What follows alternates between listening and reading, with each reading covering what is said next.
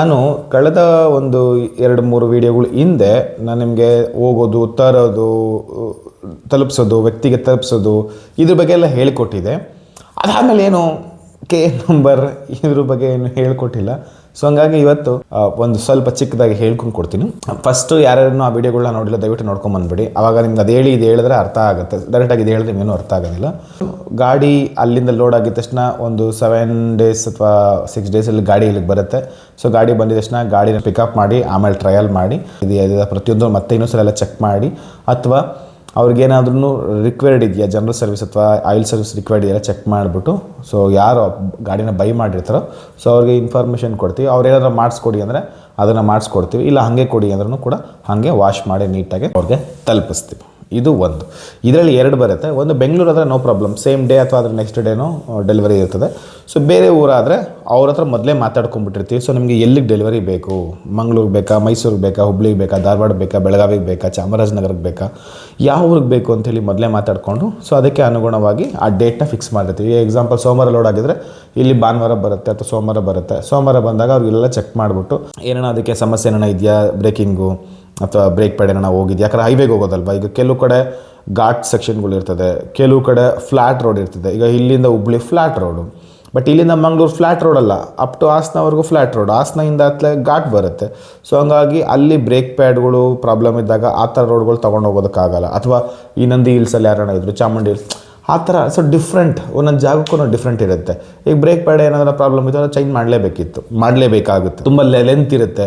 ಈಗ ಇಲ್ಲಿಂದ ಹುಬ್ಳಿಗೋ ಅಥವಾ ಇಲ್ಲಿಂದ ಬೀದರ್ಗೋ ಅಥವಾ ಬೇರೆ ಯಾವುದೋ ಇದಕ್ಕೋ ಸೊ ಲೆಂತ್ ಇರುತ್ತೆ. ಸೊ ಆ ಜಾಗ ನೋಡಿಕೊಂಡು ಅದಕ್ಕೆ ಅನುಗುಣವಾಗಿ ಮಾಡಿಕೊಡೋದು. ಇಲ್ಲ ಏನೂ ಇಶ್ಯೂಸ್ ಇಲ್ಲ ಅಂತ ಹೇಳಿದ್ರೆ ಒಂದು ಸಲ ಟಚ್ ಅಪ್ ಮಾಡಿಬಿಟ್ಟು ಏನಾರ ಇದೆಯಾ, ಆಯಿಲ್ ಟಾಪಪ್ ಎಲ್ಲ ಮಾಡಿಬಿಟ್ಟು ಸಣ್ಣ ಕ್ಲೀನಿಂಗ್ ಏನಿಗೆಲ್ಲ ಮಾಡಿಕೊಟ್ಬಿಟ್ಟು ಜಸ್ಟ್ ಹ್ಯಾಂಡ್ ಓವರ್ ಮಾಡಿಬಿಡೋದು. ಸೊ ಇದಾಗಿದ್ದ ತಕ್ಷಣ ಇದು ಬರೋಕ್ಕಿಂತ ಮುಂಚೆನೇ ನಾವು ಅಲ್ಲಿ ಯಾವಾಗ ಫೈನಲ್ ಸೆಟ್ಲ್ಮೆಂಟ್ ಆಗುತ್ತೋ ಅವಾಗ RTO ಕೋಡ್ ಯಾವ್ದು ಬೇಕು, ಯಾರ ಹೆಸರಿಗೆ NOC ತೆಗಿಸ್ಬೇಕೆಲ್ಲ ಮಾತಾಡ್ಕೊಂಡ್ಬಿಟ್ಟಿರ್ತೀವಿ. ಸೊ ಗಾಡಿ ಬರುತ್ತೆ, NOC ಪಾಡಿಗೆ NOC ಬರುತ್ತೆ. ಗಾಡಿ ಹೋಗಿ ಒಂದು ಸ್ವಲ್ಪ ದಿವಸಕ್ಕೆ NOC ಬರುತ್ತೆ. NOC ಬಂದ ತಕ್ಷಣ ಒಂದು ವೇಳೆ ಅದೇನೋ ನಾನೇ ಮಾಡಿಸ್ಕೊಡ್ತೀನಿ ಬೆಂಗಳೂರ್ದು ಅಂತ ಹೇಳಿದ್ರೆ ನಾನೇ ಎಲ್ಲೆಲ್ಲ ಮುಗಿಸ್ಬಿಡ್ತೀನಿ. ಅವ್ರು ಯಾವತ್ತು ಹೇಳ್ತಾರೆ ಅವತ್ತು ಗಾಡಿ ತರಿಸ್ತೀನಿ, RTO ಇನ್ಸ್ಪೆಕ್ಷನ್ ಮಾಡಿಸ್ಬಿಟ್ಟು ಸೇಮ್ ಡೇನೇ ಗಾಡಿ ರಿಟರ್ನ್ ಕೊಡ್ತೀನಿ. ಅದರ ನೆಕ್ಸ್ಟ್ ಡೇಗೆ ಅಥವಾ ಅವತ್ತು ಈವ್ನಿಂಗಿಗೆ ನಂಬರ್ ಬರುತ್ತೆ, ಕರ್ನಾಟಕ ನಂಬರ್ ಬರುತ್ತೆ. ಅವ್ರು ಇಮಿಡಿಯೇಟ್ಲಿ HSRPಗೆ ಅಪ್ಲೈ ಮಾಡ್ಬೋದು, ಇಲ್ಲ IND ನಂಬರ್ ಪ್ಲೇಟ್ ಹಾಕ್ಕೊಂಡು ಅವ್ರು ಇಮಿಡಿಯೇಟ್ಲಿ ಬೋರ್ಡ್ನ ಚೇಂಜ್ ಮಾಡ್ಕೋಬೋದು, ಏನು ಇಶ್ಯೂಸ್ ಇಲ್ಲ. RC 2 ಡೇಸಲ್ಲಿ ಬರುತ್ತೆ. ಒಂದು ವೇಳೆ ಅವ್ರೇನೋ ಬೇರೆ RTO ಇಲ್ಲ, ಲಾಸ್ಟ್ ನನ್ನ ವೀಡಿಯೋದಲ್ಲಿ ನೀವು ನೋಡಿದರೆ ಗೊತ್ತಿರ್ತದೆ, ಇನೋವಾ ಮಂಡ್ಯ ಕೊಟ್ಟೆ, ಅವರು ಮಂಡ್ಯ ತೆಗ್ಸಿದ್ರು. ಅವ್ರನ್ನ ಅಲ್ಲೇ NOCನಲ್ಲೇ ಮಂಡ್ಯಗೆ ಅಪ್ಲೈ ಮಾಡಿಸ್ಬಿಟ್ಟು ಅವ್ರ ಹೆಸರಲ್ಲಿ ಮಂಡ್ಯಗೆ ತೆಗೆಸ್ಬಿಟ್ಟಿದ್ದೆ. ಸೊ ನಾವು ಏನು ಇಶ್ಯೂಸ್ ಇಲ್ಲ, ಅವ್ರಿಗೆ ಜಸ್ಟ್ NOC ಬರುತ್ತೆ, ಅವ್ರ ಅಡ್ರೆಸ್ಸಿಗೆ ಕಳ್ಸ್ಕೊಂಡು ಕೊಡೋದು ಅಷ್ಟು. ನಾನೆಲ್ಲ ಚೆಕ್ ಮಾಡಿಬಿಟ್ಟು NOC ಎಲ್ಲ ಚೆಕ್ ಮಾಡಿಬಿಟ್ಟು ಕಳಿಸ್ಬೇಕಾದ್ರೆ ನಾವು ವೀಡಿಯೋ ಮಾಡಿರ್ತಾರದು ಎಲ್ಲ ಚೆಕ್ ಮಾಡಿಬಿಟ್ಟು ಕರೆಕ್ಟಾಗೆಲ್ಲ ಚೆಕ್ ಮಾಡಿಬಿಟ್ಟು ಅವ್ರಿಗೆ ಕಳಿಸ್ಕೊಬಿಟ್ರೆ ಅಲ್ಲಿಗೆ ಕೇಸ್ ಕ್ಲೋಸ್. ಇಷ್ಟೇ ಸಿಂಪಲ್. ಇನ್ನೇನು ಬೇರೆ ಏನೂ ಇಲ್ಲ, ತಲೆ ಹೋಗುವಂಥದ್ದು ಏನೂ ಇಲ್ಲ. ತುಂಬ ಜನ ಎಲ್ಲ ಕಾಂಪ್ಲಿಕೇಶನ್ಸ್ ಮಾಡ್ಕೊಂಬಿಟ್ಟಿರ್ತಾರೆ. ಅಲ್ಲಿಂದ ತರಿಸೋದು ಇಲ್ಲಿಂದ ತರಿಸೋದು ಹಂಗೆ ಹಿಂಗೆ ಅಂತ ಎಲ್ಲರೂ ಹೋಗ್ತಾರೆ, ಕಡಿಮೆ ಬೆಲೆ ನಿಜ ಹೌದಿಲ್ಲ ಅಂತ. ಬಟ್ ಅದು ಎಲ್ಲ ಗಾಡಿಗಳು ಕಮ್ಮಿಗೆ ಸಿಗೋಲ್ಲ. ಸೊ ನೆನ್ಪಿಟ್ಕೊಳ್ಳಿ, ಅಲ್ಲಿ ಹೋಗ್ತಾ ಇದ್ದೀರಾ, ಅಲ್ಲಿ ತರ್ತಾ ಇದ್ದೀರಾ ಅಥವಾ ಇನ್ನೊಬ್ಬರನ್ನ ಕಳಿಸ್ತಾ ಇದ್ದೀರಾ, ಅವ್ರು ತರಿಸ್ತಾ ಇದ್ದೀರಾ ಅಂತ ಹೇಳಿದ್ರೆ ಅದು ನಿಮಗೆ ವ್ಯಾಲ್ಯೂ ಸಿಗಬೇಕು. ನಿಮ್ಗೆ ರಿಜಿಸ್ಟ್ರೇಷನ್ ಅವು ಇವೆಲ್ಲ ಸೇರಿದ್ರೆ ಅಟ್ಲೀಸ್ಟ್ ಒಂದು 50,000 ಆದ್ರೂ ಉಳಿತಾಯ ಆಗಬೇಕು. ಚಿಕ್ಕ ಗಾಡಿಗೆ, ದೊಡ್ಡ ಗಾಡಿಗೆ 1 ಲಕ್ಷ 1.25 ಲಕ್ಷ ಆದರೂ ಉಳಿತಾಯ ಆಗಬೇಕು. ಅದಕ್ಕಿಂತ ದೊಡ್ಡ ಗಾಡಿಗೆ SUV ಸ್ವಲ್ಪ ಕಾಸ್ಟ್ಲಿ ಪ್ರೀಮಿಯಂ ಗಾಡಿಗೆ ಅಟ್ಲೀಸ್ಟ್ ಒಂದು 2-3 ಲಕ್ಷ ಆದರೂ ಸೇವ್ ಆಗಬೇಕು. ಹಂಗಿದ್ದಾಗ ಹೋಗಿ ತೊಗೊಂಡು ಬನ್ನಿ. ಸೊ ನಿಮ್ಗೆ ಅದು ತುಂಬ ಕೆಲವರು ರೇರ್ ಗಾಡಿಗಳು, ಇವತ್ತು ಫೋನ್ ಬಂತು ರೇರ್ ಗಾಡಿಗೆ ಈ ರೇರ್ ಗಾಡಿಗಳು ಅಂತಿರುತ್ತೆ, ಅದು ಅಲ್ಲೂ ಓಡಿಸಲ್ಲ ಇಲ್ಲೂ ಓಡಿಸಲ್ಲ. ಅದಕ್ಕೆ ನಿಮಗೆ ಓವರಾಲ್ ವ್ಯಾಲ್ಯೂ ಇಲ್ಲಿ ಜಾಸ್ತಿನೇ ಇರುತ್ತೆ. ಈಗ ಎಕ್ಸಾಂಪಲ್ ವೋಕ್ಸ್ವ್ಯಾಗನ್ ಗಾಡಿಗಳು, ಅದು ನಿಮಗೆ ಇಲ್ಲೂ ಸೆಡಾನ್ಗಳಿಗೆ ಅಷ್ಟಕ್ಕೆ ಡಿಮ್ಯಾಂಡು, ಅಲ್ಲೂ ಅಷ್ಟಕ್ಕೆ ಡಿಮ್ಯಾಂಡ್, ಅಲ್ಲೂ ಜಾಸ್ತಿ ಇರುತ್ತೆ ಇಲ್ಲೂ ಜಾಸ್ತಿ ಇರುತ್ತೆ. ಅದನ್ನ ನೀವು ರಿಜಿಸ್ಟ್ರೇಷನ್ ಮಾಡ್ಕೊಂಬಂದ್ರೆ ನಿಮಗೆ 50 to 1 ಲ್ಯಾಕ್ವರೆಗೂ ಸೇವ್ ಆದರೆ ಹೆಚ್ಚು. MGಲಿ ಕೆಲವೊಂದು ಪರವಾಗಿಲ್ಲ, ಹೆಕ್ಟರ್ ಪ್ಲಸ್ಸು ಪರವಾಗಿಲ್ಲ. MGರಲ್ಲಿ ಇದೊಂದು ಕಾಮೆಟ್ ಇದೊಂದು ಯಾವುವು ಬರುತ್ತೆ, ಅವು ನಿಮಗೇನು ಅಷ್ಟು ವರ್ಕೌಟ್ ಆಗೋಲ್ಲ. ಕೆಲವು ಗಾಡಿಗಳನ್ನ ನೀವು ಅಲ್ಲಿಗಿಂತ ಇಲ್ಲೇ ತೊಗೊಳ್ಳೋದು ಬೆಟರ್ ಆಪ್ಷನ್ಸ್ ಇರುತ್ತೆ. ಮತ್ತು ತೀರಾ ಹಳೆ ಗಾಡಿಗಳು ತುಂಬ ಜನ ನೋಡ್ತೀವಿ 1.25 ಲಕ್ಷಕ್ಕೆ 70,000ಕ್ಕೆ 80,000ಕ್ಕೆ 1.5 ಲಕ್ಷಕ್ಕೆಲ್ಲ ಸಿಗುತ್ತೆ. ತೀರಾ ಹಳೆ ಗಾಡಿಗಳು ತೊಗೊಳ್ತಿದ್ರೆ ಸೊ ನಿಮಗೆ ಟ್ರಾನ್ಸ್ಪೋರ್ಟೇಷನ್ ಜಾಸ್ತಿ ಆಗುತ್ತೆ. ಇಲ್ಲಿಗೆ ಬಂದಮೇಲೆ ಮತ್ತೆ ಫ್ಯೂಯಲು, ಸರ್ವಿಸ್ ಕಾಸ್ಟ್, ಅದು ಇದು ಆಳು ಮುಳು ಕಡ್ಡಿ ಕಸೆಲ್ಲ ಜಾಸ್ತಿ ಆಗಿಬಿಡುತ್ತೆ. ಸೊ ಚಿಕ್ಕ ವೆಹಿಕಲ್ಗಳ್ನ ಆದಷ್ಟು ನೀವು ಅವಾಯ್ಡ್ ಮಾಡಿದ್ರೆ better option. At least Swift new generation ವೆಹಿಕಲ್ಗಳು ಆದ್ರೂ ಅಟ್ಲೀಸ್ಟ್ ಆ ಸ್ಟೇಜಿಂದ ನೀವು ಅದರ್ ಸ್ಟೇಟ್ ವೆಹಿಕಲ್ ಹುಡುಕಿದ್ರೆ ನಿಮ್ಗೆ ಅಟ್ಲೀಸ್ಟ್ ಬೆನಿಫಿಟ್ಸ್ ಆಗುತ್ತೆ ನಿಮಗೆ ಲಾಂಗಲ್ಲಿ. ಸೊ ನಿಮ್ಮ ಚಿಕ್ಕ ವೆಹಿಕಲ್ಗಳಿಗೆ 70,000 80,000 ವೆಹಿಕಲ್ಗಳು ತಂದರೆ ಒಂದು ಏನೊಂದು 70,000 ಹಾಕಿದ್ರೆ ಇಲ್ಲೇ ಸಿಕ್ಬಿಡ್ತದೆ ನಿಮ್ಗೆ. ಅಲ್ಲೇ ಟ್ರಾನ್ಸ್ಪೋರ್ಟೇಷನ್ನು ಮತ್ತು ಬೇರೆಯವರು ನನಗೂ ಫೀಸ್ ಕೊಡಬೇಕು, ಇಲ್ಲ ಬೇರೆಯವ್ರ ತರಿಸಿದ್ರೆ ಅದು ಫೀಸ್ ಕೊಡಬೇಕು, ಇಲ್ಲ ನೀವೇ ಹೋಗಿ ತೊಗೊಂಬರ್ತಿದ್ರೆ ಅದಕ್ಕೂ ಇನ್ವೆಸ್ಟ್ಮೆಂಟ್ ಆಗುತ್ತೆ. ಎಲ್ಲರೂ ಸೇಮ್ ಅಲ್ಲಿಗೆ ಬಂದುಬಿಡುತ್ತೆ. ಇನ್ನೊಂದು ಏನು ಹಬ್ಬ ಅಂದರೆ ಒಂದು 20-30 ಸಾವಿರ ಚಿಕ್ಕ ಗಾಡಿ, ಒಂದು 50,000 ಅಂದರೆ ಮ್ಯಾಕ್ಸಿಮಮ್. ಅಷ್ಟು ಉಳಿತಾಯ ಮಾಡೋದಕ್ಕೆ ನೀವು ಅಷ್ಟೆಲ್ಲ ರಿಸ್ಕ್ ತೊಗೊಳ್ಳೋಂಥ ಅವಶ್ಯಕತೆಗಳು ಖಂಡಿತ ಇಲ್ಲ. ಸೊ ಹಂಗಾಗಿ ನೀವೇನಾದರೂ ಅದರ್ ಸ್ಟೇಟ್ ವೆಹಿಕಲ್ಗಳನ್ನ ಹುಡುಕ್ತಿದ್ರೆ ಸ್ವಲ್ಪ ಎಕ್ಸ್ಪೆನ್ಸಿವ್ ವೆಹಿಕಲ್ಗಳು ಅಂದರೆ ಒಂದು ಅಟ್ಲೀಸ್ಟ್ ಒಂದು ಎರಡೂವರೆನೂ ಕಮ್ಮಿನೇ ಆಯಿತು, ಒಂದು 3 ಲಕ್ಷದ ಮೇಲೆ ಬಜೆಟ್ ಇದ್ದರೆ ಒಂದು ಈಕೋ ಸ್ಪೋರ್ಟು, ಒಂದು ಡಸ್ಟರು, ಒಂದು ಎಸ್ ಕ್ರಾಸು, ಇಲ್ಲ ಆರ್ಟಿಗಾ, ಸ್ವಿಫ್ಟು, ಆ ಥರದ್ದು ಅಟ್ಲೀಸ್ಟ್ ಇದು ಬಂದು ಮಿನಿಮಮ್ ಈ ಥರ ಬಜೆಟ್ಗಳಲ್ಲಿ. ಇಲ್ಲ ನಿಮ್ಗೆ ಇನ್ನೂ ಸ್ವಲ್ಪ ಬಜೆಟ್ ಜಾಸ್ತಿ ಇದೆ ಅದು ಕ್ರೇಟಾ, ಬ್ರಿಝಾ, ಇನ್ನೂ ಚೂರು ಇನ್ಕ್ರೀಸ್ ಮಾಡ್ತೀನಿ ಅಂತ ಹೇಳಿದ್ರೆ XUV 500, ಇಲ್ಲ ನಾನು ಚೂರು ಇನ್ಕ್ರೀಸ್ ಮಾಡ್ತೀನಿ ಅಂದರೆ ಟಾಟಾ ಸಫಾರಿ, ಹರಿಯರು, ಸ್ಕಾರ್ಪಿಯೋ, ಅವೆಲ್ಲ ಭಯಂಕರ ಗಾಡಿಗಳು. ಈ ಥರದ ಮೇಲೆ ಸ್ವಲ್ಪ ಇನ್ವೆಸ್ಟ್ ಮಾಡಿ. ಇಲ್ಲ ನಾನು ಇನ್ನೂ ಸ್ವಲ್ಪ ದೊಡ್ಡ ಸೆಗ್ಮೆಂಟ್ಗೆ ಹೋಗ್ತೀನಿ ಅಂತ ಹೇಳಿದ್ರೆ ಕ್ರಿಸ್ಟಾ, ಇಲ್ಲ ಇನ್ನೊಂಚೂರು ಮುಂದಕ್ಕೆ ಹೋಗ್ತೀನಿ ಅಂತ ಹೇಳಿದ್ರೆ ಫಾರ್ಚುನರ್, ಓಲ್ಡ್ 3 ಲೀಟ್ರ್ ಫಾರ್ಚುನರು ಅಥವಾ ಹೊಸ ಫಾರ್ಚುನರು. ಸೊ ಈ ಥರ ಸೆಗ್ಮೆಂಟ್ಗಳಿಗೆ ನೀವು ಹೋದರೆ ಬೆನಿಫಿಟ್ಸ್ ಆಗುತ್ತೆ. ಅದು ಬಿಟ್ಟು I10, I20 ಇಲ್ಲ ಅದು ಜಮಾನದ ವ್ಯಾಗನಾರ್ಗಳು, ಇದೆಲ್ಲ ಯೂಸ್ಲೆಸ್. ಸೊ ಅದು ನಿಮಗೆ ರಿಸ್ಕ್ ಆಫ್ ಮತ್ತು ತುಂಬ ಹಳೆ ಗಾಡಿಗಳು, ಮತ್ತು ಅಲ್ಲಿ NOC ಬೇರೆ ಲೇಟಾಗಿ ಬರುತ್ತೆ, ಸಮ್ಟೈಮ್ಸ್ ಬರೋದು ಇಲ್ಲ, ಹಂಗಾಗ್ಬಿಡುತ್ತೆ. ಸೊ ನೀವು ತಂದು ವೇಸ್ಟೇ ಅಲ್ವಾ. ಅದು ತುಂಬ ರ್ಯಾಶಾಗಿ ಓಡಿಸಿರ್ತಾರೆ, ತುಂಬ ಏನಾದರೂ ಇಶ್ಯೂಸ್ಗಳು ಖಂಡಿತ ಇರುತ್ತೆ. ತುಂಬ ಹೊಸ ಗಾಡಿಗಳಲ್ಲಿ ಇಶ್ಯೂಸ್ಗಳಿರುತ್ತೆ ಅಂದರೆ ಹಳೆ ಗಾಡಿಗಳಲ್ಲಿ ಹಾಕೊಂಡು ಚಚ್ಚಿ ಕೆಡವು ಹಾಕ್ಬಿಟ್ಟಿರ್ತಾರೆ. ಸೊ ಇಶ್ಯೂಸ್ಗಳಿರುತ್ತೆ. ಮತ್ತು ಇಲ್ಲಿ ತಂದ ಸಸ್ಪೆನ್ಷನ್ನು ಆ ಇಶ್ಯೂಸ್ಗಳು ಇವು ನೀವು ಅವೆಲ್ಲ ನೋಡೋಷ್ಟೊತ್ತಿಗೆ ಸುಮ್ಮನೆ ಇಲ್ಲಿ ತಗೊಳ್ಳೋದೇ better. So best overall cost ನಿಮ್ಮದು 2 ಲಕ್ಷದ ಒಳಗಡೆ ಇದೆ ಅಂತ ಹೇಳಿದ್ರೆ ದಯವಿಟ್ಟು ನೀವು ಹೊರಗಡೆ ಸ್ಟೇಟ್ ವೆಹಿಕಲ್ಗಳನ್ನ ತಗೊಳ್ಳೋದನ್ನ ಅವಾಯ್ಡ್ ಮಾಡಿ ಓವರಾಲ್ ಕಾಸ್ಟ್. ಸೊ ನೀವೇನೋ ಪರ್ಪಸ್ಗೆ ಡೆಲ್ಲಿಗೆ ಹೋಗಿದ್ದೀರಾ, ಸೊ ಡೆಲ್ಲಿನಲ್ಲಿ ಓಡಿಸ್ಕೊಂಬರ್ಬೇಕು ಅಂದ್ರೂ ಆ್ಯಕ್ಚುಲಿ ಅದು ಡೇಂಜರ್ ಅದು. ಯಾಕಂದರೆ ಚೆನ್ನಾಗಿರೋ ದೊಡ್ಡ ವೆಹಿಕಲ್ಗಳೇ ಸಮ್ಟೈಮ್ಸ್ ಕೈ ಕೊಡೋಂಥ ಚಾನ್ಸ್ ಇರುತ್ತೆ.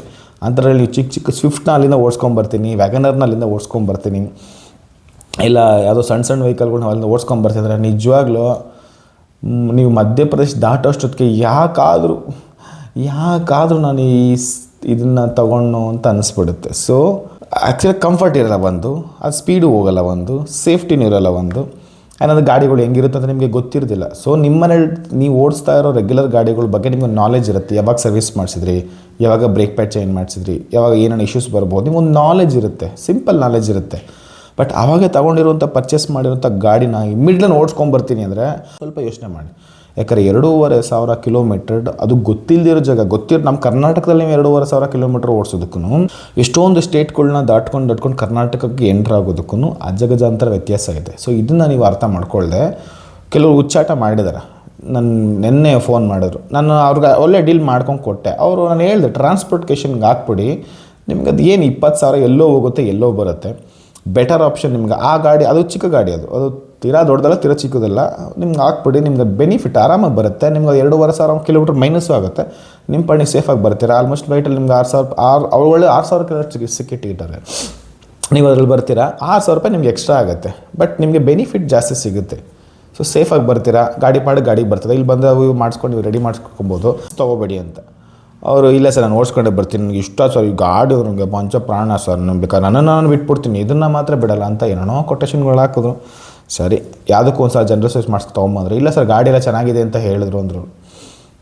ಸರಿ ಓಡಿಸ್ಕೊಂಬನ್ನಿ ಅಂತ ಒಂದು 300-350 ಕಿಲೋಮೀಟರ್ ನಾವು ಓಡಿಸೋರೆ. ಅದಾದಮೇಲೆ ಒಂದು 50-60 ಸ್ಪೀಡೆಲ್ಲ ಏನೋ ಇದ್ದಾಗ ಟೈರ್ ಬಸ್ಟ್ ಆಗಿದೆ. ಸದ್ಯಕ್ಕೆ ಏನೂ ಆಗಿಲ್ಲ, ಅದೊಂದೇ ಸಂತೋಷ ವಿಷಯ. ಒಂಚೂರು ಮುಂದೆ ಹೋಗಿ ನಾವು ಇದು ಮಾಡ್ಕೊಂಡು ಫ್ರಂಟ್ ಬಂಪರೆಲ್ಲ ಕಿತ್ತೋಗಿ ಟೈರು ಒಂದು ಯಾವುದೋ ಬಸ್ಟ್ ಆಗಿದೆ. ಸದ್ಯಕ್ಕೆ ಏನೂ ಆಗಿಲ್ಲ. ಅದು ವೀಡಿಯೋ ಎಲ್ಲ ಕಳಿಸಿರೋದು ನನಗೆ ಬೇಜಾರಾಗೋಯ್ತು. ಅದು ಇಲ್ಲಿ ಹಾಕ್ಬೇಕೋ ಬೇಡವೋ ಗೊತ್ತಿಲ್ಲ. ಅವ್ರ ಪರ್ಮಿಷನ್ ತೊಗೊಂಡು ಕೇಳಬೇಕು ಹಾಕ್ಬೇಕೋ ಬೇಡ ಅಂತ. ಸೊ ಹಂಗಾಗಿ ಆದಷ್ಟು ಓಡಿಸ್ಕೊಂಬರೋದು. ಯಾಕಂದರೆ ಇವಾಗ ಸಮ್ಮರು ದೆಹಲಿನಲ್ಲಿ ಜಾಸ್ತಿ ಇದೆ. ಅದು ಇಲ್ಲಿ ಹೆಂಗಿರುತ್ತೋ ಅದ್ರ ಜಾಸ್ತಿ ಇಲ್ಲಿರುತ್ತೆ. ಇಲ್ಲಿ ಚಳಿ ಇದ್ದರೆ ಚಳಿಗಿಂತ ಚಳಿ ಜಾಸ್ತಿ ಇರ್ತದೆ. ಇಲ್ಲಿ ಮಳೆ ಇದ್ದರೆ ಮಳೆಗಿಂತ ಜಾಸ್ತಿ ಮಳೆ, ಇನ್ನೂ ಜಾಸ್ತಿ ಮಳೆ ಇರ್ತದೆ. ಬಿಸಿಲಿದ್ರೆ ಅಲ್ಲಿ ಇನ್ನೂ ಜಾಸ್ತಿ ಬಿಸಿಲಿರುತ್ತೆ. So temperature, vehicle temperature, tyre temperature, road temperature ಎಲ್ಲನೂ ಕೂಡ ಜಾಸ್ತಿ ಇದ್ದಾಗ ಒಂದು ಸಣ್ಣದು 0.1% ಮಿಸ್ಟೇಕ್ ಆದರೂ ಕೂಡ ದೊಡ್ಡ ಬಹುಮಾನ ಸಿಗುತ್ತೆ, ಕೆಟ್ಟ ಬಹುಮಾನ. ಸೊ ಹಂಗಾಗಿ ಆದಷ್ಟು ಅವಾಯ್ಡ್ ಮಾಡಿ. ಯಾಕಂದರೆ ನಾನು ಸಾಕಷ್ಟು ಫೇಸ್ ನನಗೆ ಒಳ್ಳೆ ರೀತಿಯೂ ಅನುಭವ ಆಗಿದೆ, ಕೆಟ್ಟ ರೀತಿಯೂ ಅನುಭವ ಆಗಿದೆ, 2 ರೀತಿಯೂ ಅನುಭವ ಆಗಿದೆ. ವಿತೌಟ್ ಎಕ್ಸ್ಪೀರಿಯನ್ಸ್ ಡ್ರೈವ್ನ ಆದಷ್ಟು ಅವಾಯ್ಡ್. ಇದು ಯಾಕೆ ಇಷ್ಟುದ್ದ ಹೇಳ್ತಿದ್ದೀನಿ ಅಂತ ಹೇಳಿದ್ರೆ, ಕಾರನ್ನ ಯಾವಾಗ ಬೇಕಾದ್ರೂ ತೊಗೋಬೋದು, ಎಂತೆಂಥ ಕಾರ್ಗಳನ್ನ ಬೇಕಾದ್ರೆ ತೊಗೋಬೋದು, ಬಟ್ ಈ ಬಾಡಿನ ಮತ್ತೆ ತೊಗೊಳೋದಕ್ಕಾಗಲ್ಲ. ದಯವಿಟ್ಟು ಇದನ್ನು ಪದೇ ಹೇಳ್ತೀನಿ ಅಂತ ಬೇಜಾರು ಮಾಡ್ಕೊಳಕ್ಕೆ ಹೋಗಬೇಡಿ, ರಿಸ್ಕ್ ತೊಗೊಳಕ್ಕೆ ಹೋಗಬೇಡಿ. ಎಲ್ಲೋ ಒಂಚೂರು ಅಮೌಂಟ್ ಸೇವ್ ಆಗುತ್ತೆ ನಿಜ, ಇಲ್ಲೇ 18-20 ಸಾವಿರ ನೀವು ಟ್ರಾನ್ಸ್ಪೋರ್ಟೇಷನ್ ಕೊಡೋದು ಉಳಿಸೋದಕ್ಕೋಸ್ಕರ 12,000 ರೂಪಾಯಿಗೆ ಆಗುತ್ತಲ್ಲ, ಎಷ್ಟು ಉಳಿಸ್ತಾ ಆಗುತ್ತೆ ನಿಮಗೆ? ಹೆಚ್ಚು ಕಮ್ಮಿ 6,000-8,000 ರೂಪಾಯಿ ಉಳಿಸ. 6,000-8,000 ಉಳಿತಾಯ ಮಾಡೋಕೆ ಹೋಗ್ಬಿಟ್ಟು ನೀವು 3 ದಿವಸ ಓಡಿಸ್ಕೊಂಡು ಬರಬೇಕು. ಮೊದಲು ಪೊಲೀಸರು ಬರಲಿಲ್ಲ ಲಂಚ ಕೊಡಬೇಕು. ಗಾಡಿ ಏನು ಬೇಕಾದ್ರೂ ಆಗೋ ಚಾನ್ಸಸ್ ಇರುತ್ತೆ. ಗಾಡಿ ಕೆಟ್ಟು ನಿಲ್ಲಬಹುದು, ಏನು ಬೇಕಾದ್ರೂ ಆಗುತ್ತೆ. ಚೆನ್ನಾಗಿರೋ ಗಾಡಿಗಳು ಕೆಡ್ತಾ ಇರಬೇಕಾದಾಗ, ಶೋರೂಮ್ ಗಾಡಿಗಳು ಹಾಳಾಗ್ತಿರ್ಬೇಕಾದಾಗ ಸೆಕೆಂಡ್ಸ್ ಹ್ಯಾಂಡ್ ಗಾಡಿಗಳು ಹಿಂಗೇ ಬಂದ್ಬಿಡುತ್ತೆ ಅಂತ ನೀವು ಹಂಗೆ ಹೇಳೋಕ್ಕೆ ಹೋಗಬೇಡಿ. ಸೊ ಯಾವತ್ತು ಟೇಕಿಂಗ್ ಆಫ್ ರಿಸ್ಕ್ ಅನ್ನೋದು ಯಾವತ್ತೂ ಕೂಡ ಒಂಥರ ಸೂಜಿ ಮೇಲೆ ನಿಂತಂಗೆ ಇರ್ತದೆ. ಹಿಂಗೆ ಅದು ಯಾವಾಗ ಬೇಕಾದ್ರೂ ಹಿಂಗೆ ಬಿದ್ದಾಗ ಇಲ್ಲ ಚುಚ್ಕೊಂಡ್ಬಿಡ್ಬೋದು. ಈ ಗಾಡಿ ನೋಡಿ ತೊಗೊಳ್ಳಿ. 2 ಲಕ್ಷ ರೂಪಾಯಿ ಮಿತ ಜಾಸ್ತಿ ಇರೋವಂಥ ವ್ಯವಹಾರ ಮಾಡೋಕ್ಕೆ ಟ್ರೈ ಮಾಡಿ. ನೋಡಿದಂಥ ಗಾಡಿನ ಮ್ಯಾಕ್ಸಿಮಮ್ ಟ್ರಾನ್ಸ್ಪೋರ್ಟೇಷನ್ ಮಾಡೋದಕ್ಕೇ ಫಿಕ್ಸ್ ಆಗಿ ನೀವು ಬರಬೇಕಾದ್ರೆ ಟ್ರೈನೋ ಫ್ಲೈಟೋ ಬಸ್ ಬೇಡ, ಟ್ರೈನು ಫ್ಲೈಟಲ್ಲೋ ಚೂಸ್ ಮಾಡಿ. ಅಕಸ್ಮಾತ್ ನಿಮ್ಮಲ್ಲಿ ಒಂದು 2-3 ಇದ್ದಾರೆ, ನಿಮ್ಮ ಗ್ಯಾಂಗಲ್ಲಿ ಒಂದು 2-3 ಇದ್ದಾರೆ, ನಾನಲ್ಲಿ ಅವರು ಕೂಡ ಗಾಡಿ ಓಡಿಸ್ತಾರೆ, ಮತ್ತು ನಾವು ತುಂಬ ಆರಾಮಾಗಿ ಬರ್ತೀವಿ. ನಮಗೇನೇ ರಿಪೇರಿ ಆದರೂ ಕೂಡ ಸಣ್ಣ ಪಡೆದ ನಾವು ಮಾಡ್ಕೊಳ್ತೀವಿ. ಅಥವಾ ನಮಗೇನದು ಪ್ರಾಬ್ಲಮ್ ಅಲ್ಲ, ಬಟ್ ನಮ್ಮ ಹತ್ರ ದೊಡ್ಡ ಗಾಡಿ ಕೂಡ ಇದೆ. ಹೈವೇ ಕಂಫರ್ಟ್ ಇರುವಂಥ ಗಾಡಿಗಳನ್ನ ಮಾತ್ರ ಚೂಸ್ ಮಾಡಿ. ಈಗ ನೀವು ಸ್ವಿಫ್ಟ್ ತೊಗೊಂಡು 2,500 ಕಿಲೋಮೀಟ್ರ್ ಓಡಿಸ್ಕೊಂಬರ್ತೀನಿ ಅನ್ನೋದೆಲ್ಲ ತಲೆಯಿಂದ ತೆಗೆದುಬಿಡಿ. ಇದು ತುಂಬ ಕಷ್ಟ ಆಗುತ್ತೆ. ಅದು ಒಬ್ಬೊಬ್ಬರೇ ಓಡಿಸ್ಕೊಂಬರ್ಬೇಕಂದ್ರೆ ಜೀವ ಹಿಂಡಿದಂಗೆ ಇರ್ತದೆ. ಯಾಕಂದ್ರೆ ನಾನು ಇದುವರೆಗೂ ಒಂದು 10 ಸಲ ಓಡಿಸಿರ್ಬೋದೇನೋ. ಸ್ವಿಫ್ಟಲ್ಲ, ಸ್ವಿಫ್ಟ್ ಆದರೆ ನನಗೆ ಫ್ರೀಯಾಗಿ ಕೊಟ್ಟರು ಬೇಡ. ದೊಡ್ಡ ಗಾಡಿಗಳನ್ನ 10 ಸಲ ಒಂದೊಂದು ಸಲ ಬೈ ರೋಡೇ ಬಂದಿರೋದು. ಎಲ್ಲ ವರ್ತಮಾನ ಕಾಲದಲ್ಲೂ ಕೂಡ ಬಂದಿದ್ದೀನಿ. ಸೊ ಹಂಗಾಗಿ ನನ್ನ ಪರ್ಸ್ನಲ್ ಎಕ್ಸ್ಪೀರಿಯನ್ಸ್ ಮುಖಾಂತರ ನಿಮಗೆ ಹೇಳ್ತಾ ಇರೋದು. ಸೊ ಓಡಿಸ್ಕೊಂಡು ಮಾತ್ರ ಬರಬೇಡಿ. ಒಳ್ಳೆ ಎಕ್ಸ್ಪೀರಿಯನ್ಸ್ ಸಿಗುತ್ತೆ ನಿಜ, ಬಟ್ ಇಷ್ಟು ನಾನು ಹೇಳಿದೆಲ್ಲ ಪಾಯಿಂಟ್ ನೀವು ತಲೆಯಲ್ಲಿ ಇಟ್ಕೊಂಡು ನಿಮಗೆಲ್ಲ ಆ್ಯಂಗಲ್ ಅದು ಓಕೆ ಇದೆ ಅಂದರೆ ಮಾತ್ರ ಬನ್ನಿ. NOC ಇಶ್ಯೂಸ್ ಆಗಿದ್ದ ಡೇಟಿಂದ 11 to 12 ಮಂತ್ಸ್ ಅಂದರೆ ಹತ್ತಿರ 1 ವರ್ಷದವರೆಗೂ ಕೂಡ ನೀವು ಕರ್ನಾಟಕದಲ್ಲಿ ಯಾವುದೇ ಮೂಲೆಯಲ್ಲೂ ಕೂಡ ಗಾಡಿನ ಓಡಿಸಬಹುದು. ಅದಕ್ಕೆ ಅನಿವಾರ್ಯವಾಗಿ ಬೇಕಾಗಿರೋಂಥದ್ದು PUC ಅಂದರೆ ಏನು ನಮ್ಮದು ಎಮಿಷನ್ ಅಂತ ಹೇಳ್ತೀವಲ್ಲ, ಅದು ಪ್ರಾಪರ್ ಇನ್ಶೂರೆನ್ಸ್. ಫಸ್ಟ್ ಪಾರ್ಟಿ ಇದ್ದರೆ ಬೆಟರ್, ಇಲ್ಲ ಥರ್ಡ್ ಪಾರ್ಟಿ ನಡೀತದೆ. RC ಕಾರ್ಡ್ NOC ಜೊತೆಗೆ ಕಳಿಸಿರ್ತಾರೆ ನಿಮಗೆ, ಅದು ಇಟ್ಕೊಂಡಿರಿ. ಅಕಸ್ಮಾತ್ ಇನ್ನೂ NOC ಬಂದಿಲ್ಲ ಅಂತ ಹೇಳಿದ್ರೆ ಅದ್ರ ಕಾಪೀಸ್ ಆದರೂ ಇಟ್ಕೊಂಡಿದ್ರೆ ನಿಮಗೆ ಹೆಲ್ಪ್ ಆಗುತ್ತೆ. NOC ಬಂದಾಗ ನೀವು ಏನಾದ್ರು ಡಿಲೇ ಮಾಡ್ತಿದ್ರೆ ಸೊ ಅದನ್ನು ಆದಷ್ಟು ನೀವು ಇಟ್ಕೊಂಡಿರಿ, ಕ್ಯಾರಿ ಮಾಡಿ ಇಟ್ಕೊಂಡಿರಿ. ಯಾವತ್ತಾದರೂ ನಿಮ್ಮಿಂದನೋ ಅಥವಾ ನಿಮಗೆ ಯಾರಿಂದನೋ ಮಿಸ್ಟೇಕ್ ಆಯಿತು ಅಂದಾಗ ಟ್ರಾಫಿಕ್ ಪೊಲೀಸ್ ಬಂದಾಗ ಸೊ ಅದನ್ನು ತೋರಿಸೋದಕ್ಕೆ ನಿಮ್ಗೆ ಹೆಲ್ಪ್ ಆಗುತ್ತೆ ಅಂತಲೇ ಹೇಳ್ಬೋದು. ಆ್ಯಂಡ್ ಅಫ್ಕೋರ್ಸ್ ನಿಮ್ಗೆ ಒಂದು ಅಫಿಡವಿಟ್ ಇರುತ್ತೆ, ಆ ಅಫಿಡವಿಟ್ನ ಕೂಡ ಇಟ್ಕೊಂಡಿರಿ, ಅದು ನಿಮ್ಗೆ ಹೆಲ್ಪ್ ಆಗುತ್ತೆ. ಆ್ಯಂಡ್ ಮೋರ್ ಓವರ್ ಇಶ್ಯೂಸ್ ಆಗಿದ್ದ ಡೇಟ್, ಈಗ ಮಾರ್ಚ್ 1ನೇ ತಾರೀಕು ಇಶ್ಯೂಸ್ ಆಯಿತು ಅಂತ ಹೇಳಿದ್ರೆ ಆ ಮಾರ್ಚ್ 31ನೇ ತಾರೀಕು ಅಥವಾ 30ನೇ ತಾರೀಕು ಏನು ಎಂಡೋರ್ಗೆ ಇರುತ್ತೋ ಅಲ್ಲಿವರೆಗೂ ನೀವು ರಿಜಿಸ್ಟ್ರೇಷನ್ ಮಾಡಿಸ್ಕೊಂಡ್ರೆ ನಿಮ್ಗೆ ಯಾವುದೇ ರೀತಿಯಾದಂತಹ ಪೆನಾಲ್ಟಿ ಇರೋದಿಲ್ಲ. ಅಕಸ್ಮಾತ್ ನಿಮಗೆ ಮಾರ್ಚಲ್ಲಿ ಮಾಡಿಸಿಲ್ಲ, ಏಪ್ರಿಲಲ್ಲಿ ಮಾಡಿಸಿದ್ರಿ ಅಥವಾ ಮೇನಲ್ಲಿ ಮಾಡಿಸಿದ್ರೆ ಎವ್ರಿ ಮಂತ್ 500 ರೂಪೀಸ್ ನಿಮಗೆ ಎಕ್ಸ್ಟ್ರಾ ಬೀಳ್ತಾ ಹೋಗುತ್ತೆ. ಇದು ನಿಮ್ಗೆ ಗೊತ್ತಿರಲಿ. 1 ಇಯರ್ ಆದಮೇಲೆ ಆ NOCಗೆ ವ್ಯಾಲಿಡೇಷನ್ ಹೊರಟೋಗುತ್ತೆ. ಮತ್ತೆ ನೀವು NOCಗೆ ಸಬ್ಮಿಟ್ ಮಾಡಬೇಕು. ಅದು ಹೇಗೆ NOC ಸಬ್ಮಿಟ್ ಮಾಡೋದು? ನಿಮಗೆ ಯಾರು ಮಾಡಿಕೊಟ್ಟಿದ್ದಾರೋ ಫೋನ್ ಮಾಡಿ, ಈ ಥರ ನಾನು ಮಾಡಿಸಿಲ್ಲ, ನನಗೆ ಎಕನಾಮಿಕಲಿ ಇಶ್ಯೂಸ್ ಆಗಿ ಮಾಡಿಸಿಲ್ಲ, ದಯವಿಟ್ಟು ನನಗೆ ಮಾಡಿಕೊಡಿ ಅಂದಾಗ ಅವನೇನು ಮಾಡ್ತಾನೆ, ಅವನು ಅದಕ್ಕೆ ಚಾರ್ಜಸ್ ಮಾಡ್ತಾನೆ, ಫ್ರೀಯಾಗಿ ಯಾರು ಮಾಡಲ್ಲ, ಅದು ವೃತ್ತಿ ಧರ್ಮ. ಸೊ ಆವಾಗ ನೀವು ಚಾಸಿ ನಂಬರ್ನ ಮತ್ತೆ ಪೆನ್ಸಿಲ್ ಸ್ಕೆಚ್ ಮಾರ್ಕ್ ಮಾಡಿ 4 ಶೀಟ್ ಫಾರ್ಮ್ 28ನಲ್ಲಿ ಪೆನ್ಸಿಲ್ ಸ್ಕೆಚ್ ಮಾಡಿ, ಅದು ನಿಮ್ಗೆ ಇನ್ನೊಂದು ಸಲ ವೀಡಿಯೋ ಮಾಡ್ತೀನಿ. ಅದು ಯಾವಾಗ RTOಗೆ ಹೋದಾಗ ನಿಮಗೆ ತೋರಿಸ್ತೀನಿ. ಅದು ನಾನು RTOಗೆ ಜಾಸ್ತಿ ಹೋಗ್ತಿಲ್ಲ, ಈಗೆಲ್ಲ ಬೇರೆಯವ್ರಿಗೆಲ್ಲ ಕೊಟ್ಟು ಮಾಡಿಸ್ತಿರೋದು. ಸೊ ಹೋದಾಗ ಅದು ವೀಡಿಯೋ ಮಾಡಿ ನಿಮ್ಗೆ ಅದು ಯಾಕಂದ್ರೆ ಅವೆಲ್ಲ ಡಾಕ್ಯುಮೆಂಟೇಷನ್ ತೋರಿಸೋ ಹಾಗಿಲ್ಲ, ತೋರಿಸಿದ್ರೆ ಮತ್ತೆ ಕಾಪಿರೈಟ್ ಬೀಳುತ್ತೆ, ಮತ್ತೆ ಪ್ರಾಬ್ಲಮ್ಮು ಆಗುತ್ತೆ. ಅದು ಬೇರೆ ಡಾಕ್ಯುಮೆಂಟ್ಸ್ ಎಲ್ಲ 28 ಕೆಳಗಡೆ ಪೆನ್ಸಿಲ್ ಸ್ಕೆಚ್ ಮಾಡಿ 4 ಶೀಟ ನೀವು ಮತ್ತೆ ಸಬ್ಮಿಟ್ ಮಾಡಬೇಕು. ಅವ್ರು ಮತ್ತೆ ಒರಿಜಿನಲ್ RC ಕಾರ್ಡ್ನ ತೊಗೊಂಡು ಅದಕ್ಕೆ ಸಂಬಂಧಪಟ್ಟ ಡಾಕ್ಯುಮೆಂಟ್ಸ್ಗಳೆಲ್ಲ ತೊಗೊಂಡು ಇನ್ಶೂರೆನ್ಸ್ ಎಮಿಷನ್ಗಳು ತೊಗೊಂಡು ಮತ್ತೆ ಅದ್ರದ್ದು ಯಾರು ಹಳೇದು ಎಕ್ಸಿಸ್ಟಿಂಗ್ RTO ಇರುತ್ತಲ್ಲ ಅದಕ್ಕೆ ಕೊಟ್ಟು ಕನ್ಸರ್ನ್ RTOಗೆ ಮತ್ತೆ ಇನ್ನೊಂದು ಸಲ NOC ತೆಗೆದು ಕೊಡ್ತಾರೆ. ಇದನ್ನೇ ಬೆನಿಫಿಟ್ಸ್ ಏನು ಅಂತ ಹೇಳಿದರೆ ನಿಮಗೆ ವರ್ಷದಿಂದ ವರ್ಷಕ್ಕೆ ಅದು ಏನಾಗುತ್ತೆ, ಡಿಪ್ರಿಷಿಯೇಷನ್ ವ್ಯಾಲ್ಯೂ ಆಗುತ್ತೆ. ಬಟ್ ನಾನು ನಿಮಗೆ ರೆಕಮೆಂಡ್ ಮಾಡ್ತೀನಿ ಅಂತ ಹೇಳಿದ್ರೆ ಈ NOC ತೆಗೆದಿದ್ದ ಟೈಮ್, ಈಗೇನು ಮಾರ್ಚ್ 1 ತೆಗೆದ್ರಲ್ವಾ, ಇಲ್ಲಿಂದ 1 ವರ್ಷ ವ್ಯಾಲಿಡಿಟಿ ಇರ್ತದೆ. ಈ ಟೈಮಲ್ಲಿ ನಿಮ್ಗೆ ಏನಾದರೂ ಅನಾಹುತ ಆಯಿತು, ಗಾಡಿಗೆ ಏನಾರ ಪ್ರಾಬ್ಲಮ್ ಆಯಿತು ಅಂತ ಹೇಳಿದ್ರೆ ಹ್ಯೂಜ್ ಬರ್ಡನ್ ನಿಮ್ಮ ಮೇಲೆ ಬೀಳುತ್ತೆ. ತುಂಬ ಜನ ಕೇಳಿದ್ರೆ 1 ವರ್ಷ ಟೈಮ್ ಇರ್ತಲ್ಲ, ಮಾಡಿಸ್ಕೊಳ್ತೀನಿ ಬಿಡಿ, ಯಾವಾಗಾದ್ರು ಮಾಡಿಸ್ಕೊಳ್ತೀನಿ ಅಂದರೆ ಇಟ್ಸ್ ಓಕೆ. ನೀವೇನೋ ಸಿಟಿಲಿ ಗಾಡಿ ಓಡಿಸ್ತಾ ಇದ್ದು ಅಥವಾ ನೋ ಪ್ರಾಬ್ಲಮ್, ಒಂದು ಸ್ಪೇರ್ ವೆಹಿಕಲ್ ಇದೆ, ನನಗೆ ದುಡ್ಡಿಗೇನು ಪ್ರಾಬ್ಲಮ್ ಇಲ್ಲ, ಅಥವಾ ನಾನು ಜಾಸ್ತಿ ಗಾಡಿ ಓಡಿಸೋದು ಕಮ್ಮಿ, ವಾರಕ್ಕೆ ಒಂದ್ಸಲ ಎತ್ಬಿಟ್ಟು ಇಲ್ಲೇ ಲೋಕಲಾಗಿ ಓಡಿಸ್ಕೊಂಬರ್ತೀನಿ, ಹೈವೇಗೆ ಹೋಗೋದು ಕಮ್ಮಿ ಅಂದರೆ ನೋ ಇಶ್ಯೂಸ್. ಬಟ್ ನೀವು ಹೈವೇಗೆ ಜಾಸ್ತಿ ಹೋಗ್ತಿದ್ದೀರಾ, ಜಾಸ್ತಿ ಲಾಂಗ್ ಟ್ರಿಪ್ಗಳು ಹೊಡಿತಿದ್ದೀರಾ ಅಂತ ಹೇಳಿದ್ರೆ ಸೊ ಗಳಿಗೆ ಯಾವಾಗ ಒಂದು ಥರ ಇರೋದಿಲ್ಲ. ಸೊ ಏನು ಬೇಕಾದ್ರೂ ಆಗ್ಬೋದು. ಸೊ ಅವಾಗ ಏನಾದರೂ ಹೆಚ್ಚು ಕಮ್ಮಿ ಆಯಿತು ಅಂದರೆ ನಿಮ್ಮಿಂದ ಇನ್ನೊಬ್ರಿಗಾಗಲಿ ಅಥವಾ ಅವರಿಂದ ನಿಮಗಾಗಲೂ ಪ್ರಾಬ್ಲಮ್ ಆಯಿತು ಅಂತ ಹೇಳಿದ್ರೆ ನೀವು ಇನ್ಶೂರೆನ್ಸ್ ಕ್ಲೈಮ್ ಮಾಡೋದಕ್ಕೆ ನಿಮಗೆ ಅರ್ಹತೆ ಇರೋದಿಲ್ಲ. ಬಿಕಾಸ್ RC ಬಂದು ಅವನ ಹೆಸರಿರುತ್ತೆ. ಇನ್ಶೂರೆನ್ಸ್ ಪ್ರಾಬ್ಲಮ್ ನಿಮ್ಮ ಹೆಸರು ಇರಬಹುದು ಅಥವಾ ಅವನ ಹೆಸರು ಇರ್ಬೋದು, ಅದು ನಿಮ್ಗೆ ಯೂಸ್ ಆಗೋಲ್ಲ. ಯಾಕಂದರೆ ಗಾಡಿ ಓಡಿಸ್ತಿರೋದು ನೀವು. ನಿಮ್ಮ ಹತ್ರ ಲೈಸೆನ್ಸ್ ಬಿಟ್ಟರೆ ಬೇರೆ ಇನ್ನೇನೂ ಇಲ್ಲ ಆ ಗಾಡಿಗೆ ಸಂಬಂಧಪಟ್ಟಿದ್ದು, ನಿಮಗೆ ಆ ಗಾಡಿಗೂ ಸಂಬಂಧಪಟ್ಟಿದ್ದು ಏನೂ ಇರೋದಿಲ್ಲ. ಸೊ ಹಿಂಗಾಗಿ NOC ಬಂದಿದ್ದ ತಕ್ಷಣ ಎಷ್ಟು ಸಾಧ್ಯ ಆಗುತ್ತೋ ಅಷ್ಟು ಬೇಗ ಮಾಡಿಸಿ. ಅಥವಾ ಅದು ನಿಮಗೆ ಟೈಮ್ ಪ್ರಾಬ್ಲಮ್ ಆಗ್ತಿದೆ ಅಥವಾ ದುಡ್ಡು ಪ್ರಾಬ್ಲಮ್ ಆಗ್ತಿದೆ ಅಂತ ಹೇಳಿದ್ರೆ ಅಟ್ಲೀಸ್ಟ್ ಸ್ವಲ್ಪ ಅವಾಯ್ಡ್ ಮಾಡಿ ಆದಷ್ಟು ನೈಟ್ ಡ್ರೈವ್ಗಳನ್ನ ಮತ್ತು ತುಂಬ ಹೈವೇಗಳನ್ನ ಆದಷ್ಟು ಅವಾಯ್ಡ್ ಮಾಡಿ. ಇದು ನಿಮ್ಗೆ ಹೆಲ್ಪ್ ಆಗುತ್ತೆ. ಸೊ NOC ಬಂದು ನೀವು ಬೇಗ ಬೇಗ ರೆಡಿ ಮಾಡ್ಕೊಂಬಿಟ್ರೆ ಸೊ ಇಮಿಡಿಯೇಟ್ಲಿ ಬೇಗ ಬರುತ್ತೆ. ನಂಬರ್ ಟಕ ಅಂತೆಲ್ಲ ಮುಗಿಸ್ಕೊಂಬಿಟ್ಟು ನಾನು ಲಾಸ್ಟ್ ವಿಡಿಯೋದಲ್ಲಿ ಹೇಳಿದೆ, ಇನ್ಶೂರೆನ್ಸ್ನ ಕೂಡ ಟ್ರಾನ್ಸ್ಫರ್ ಮಾಡ್ಕೊಳ್ಳೇಬೇಕು. ಅದು ಫಸ್ಟ್ ಪಾರ್ಟಿ ಆದರೂ ಪರಲ್ಲ, ಥರ್ಡ್ ಪಾರ್ಟಿ ಮಾಡಿಕೊಟ್ರೆ ನಿಮಗೆ ಬೆನಿಫಿಟ್. ಇಲ್ಲ ಅಂದರೆ ಹೊಸ್ದಾಗಿ ಇನ್ಶೂರೆನ್ಸ್ ತೊಗೊಳ್ಳಿ. ನಿಮ್ಮ ಹೆಸರಲ್ಲೇ RC ಇರಬೇಕು, ನಿಮ್ಮ ಹೆಸರಲ್ಲೇ ಇನ್ಶೂರೆನ್ಸ್ ಇರಬೇಕು. ಈ ಎರಡೂ ಯಾವುದೇ ಕಾರಣಕ್ಕೂ ಮರಿಬಾರ್ದು. ಮತ್ತು ನೀವು ಡ್ರೈವಿಂಗ್ ಮಾಡಬೇಕಾದ್ರೆ ಸೀಟ್ ಬೆಲ್ಟ್ ಹಾಕಿರಬೇಕು. ನೀವು ಯಾವುದೇ ರೀತಿಯ ಟ್ರಾಫಿಕ್ ವೈಲೇಷನ್ ಮಾಡಿರಬಾರ್ದು, ಓವರ್ ಸ್ಪೀಡ್ ಮಾಡಿರಬಾರ್ದು, ಡ್ರಿಂಕ್ಸ್ ಮಾಡಿರಬಾರ್ದು, ಅಥವಾ ನಿಮ್ಮ ಗಾಡೀಲಿ ಅಗತ್ಯಕ್ಕಿಂತ ಜಾಸ್ತಿ ಜನ ಕೂರಿಸಿರಬಾರ್ದು. ತುಂಬ ಏನು ಟ್ರಾಫಿಕ್ದು ಏನು ರೂಲ್ಸ್ ಆ್ಯಂಡ್ ರೆಗ್ಯುಲೇಷನ್ಸ್ಗಳಿರುತ್ತೋ ಅದನ್ನು ನೀವು ಪಾಲಿಸ್ತಾ ಇದ್ದು ನಿಮ್ಗೆ ಏನಾದರೂ ಪ್ರಾಬ್ಲಮ್ ಆಯಿತು ಅಂತ ಹೇಳಿದ್ರೆ ಅದನ್ನ ನೀವು ರಿಯಂಬರ್ಸ್ ಏನಾದರೂ ಮಾಡ್ಬೋದು, ಒಳ್ಳೆ ರೀತಿಗೆ ಏನಾದರೂ ಮಾಡ್ಬೋದು. ಅಕಸ್ಮಾತ್ ಅನಾಹುತ ನಡೆದಾಗ, ಅದೇ ನೀವು ಅನಾಹುತ ನಡೆದಾಗ ನೀವು ಇನ್ನೂ NOCಲೇ ಇದ್ದೀರಾ, ರೀನಂಬರಿಂಗ್ ಮಾಡ್ಕೊಂಡಿಲ್ಲ, ಎಲ್ಲ ಅವ್ರ ಹೆಸರಲ್ಲಿದೆ, ಇದು ಡ್ರೈವಿಂಗ್ ಲೈಸೆನ್ಸ್ ಮಾತ್ರ ನಿಮ್ಮ ಹತ್ರ ಇದೆ ಅಂತ ಹೇಳಿದ್ರೆ ಕಟ್ಟಿಟ್ಟ ಬುತ್ತಿ ನಿಮಗೆ ಹ್ಯೂಜ್ ಲಾಸ್ ಆಗುತ್ತೆ. ದುಡ್ಡು ಹೊಡ್ತಾ ಬೀಳ್ತದೆ, ಯಾಕಂದರೆ ಯೂಸ್ ಇಲ್ಲ. ಮತ್ತು ನಿಮ್ಗೆ ಹಳೆ ಓನರ್ ಫೋನ್ ಮಾಡಬೇಕು, ಮತ್ತು ಅವನು ನಿಮ್ಗೆ ಹೆಂಗೆ ರಿಯಾಕ್ಟ್ ಮಾಡ್ತಾನೋ ಗೊತ್ತಿಲ್ಲ, ಅವ್ನು ನಿಮ್ಗೆ ಸಪೋರ್ಟ್ ಮಾಡ್ತಾನಲ್ಲೋ ಗೊತ್ತಿಲ್ಲ, ಮತ್ತು ಅದರಿಂದ ಯೂಸು ಇಲ್ಲ ಫಸ್ಟ್ ಆಫ್ ಆಲ್. ಯಾಕಂದ್ರೆ ಅವ್ನಿಗೆ ಅದಕ್ಕೂ ಸಂಬಂಧನೇ ಇಲ್ಲ. ಅವ್ನಿಗೆ ಆಲ್ರೆಡಿ ಕೊಟ್ಬಿಟ್ಟಿರ್ತಾನೆ, ಅಲ್ಲಿಗೆ ಎಲ್ಲ ಬರೆದು ಕೊಟ್ಬಿಟ್ಟಿರ್ತಾನೆ, ಅಲ್ಲಿ ಡೆಲಿವರಿ ಚಾನಲಲ್ಲೂ ಸೈನ್ ಹಾಕಿ ಕೊಟ್ಬಿಟ್ಟಿರ್ತಾನೆ. ನೀವು ಇಲ್ಲಿಗ ಗಾಡಿ ತರಬೇಕಾದ್ರೆ ರಿಸೀವ್ಡಲ್ಲೆಲ್ಲ ಸೈನ್ ಹಾಕ್ಬಿಟ್ಟಿರ್ತಾರೆ. ಸೊ ಹಂಗಾಗಿ ಹಳೆ ಓನರ್ಗೂ ನಿಮಗೂ ಯಾವುದೇ ರೀತಿ ಸಂಬಂಧನೇ ಇರೋದಿಲ್ಲ. ಈವನ್ ಡೀಲರ್ಗೂ ನಿಮಗೂ ಸಂಬಂಧ ಇರೋಲ್ಲ.